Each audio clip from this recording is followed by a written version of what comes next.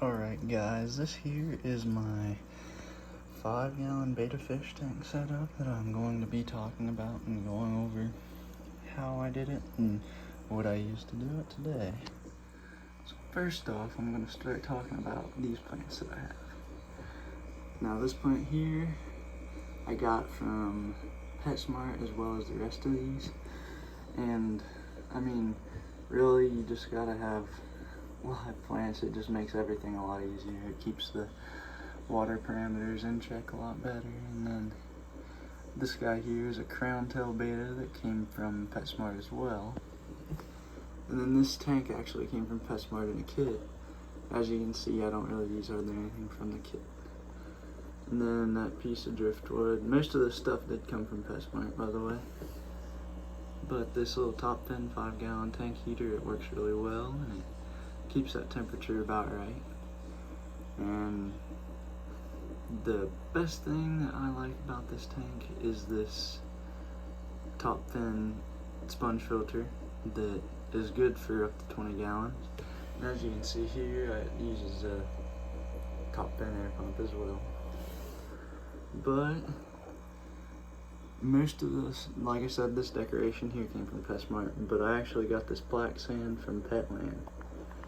But this tank now has been running for about 2 months, I'd say, and everything is still doing good. Everything's still pumping. The fish is happy and he's eating right now. That's another thing. The feed that I use for this guy is the Omega-1 freeze-dried bloodworms right here, and they're pretty good food. I mean, pretty high in protein here, as you can tell, and everything like that. But I also like to give this guy some brine shrimp every once in a while. As you can see, I also use these beta beds.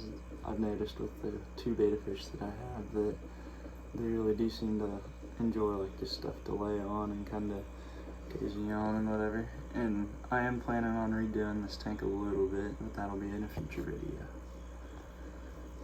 So all in all, what you need to do a tank like this one here is a heater and obviously the basic essentials for beta fish, like the heater, obviously filtration, and low movement in the water. But it has 1, 2, 3, 4 live plants in there. And it also has a piece of driftwood that's a special kind of wood that releases the tannins into the water, and that's why, as you can probably tell, the water is a little bit tinted, because that's good for the beta fish. It has the right kind of minerals in there like they came from. And then this rock here is just a cheap PetSmart rock and cheap sponge filter.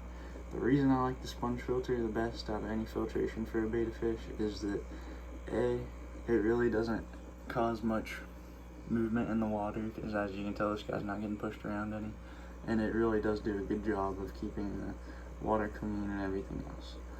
But thank you guys for watching. Please don't forget to like and subscribe, and I'll catch you in the next one.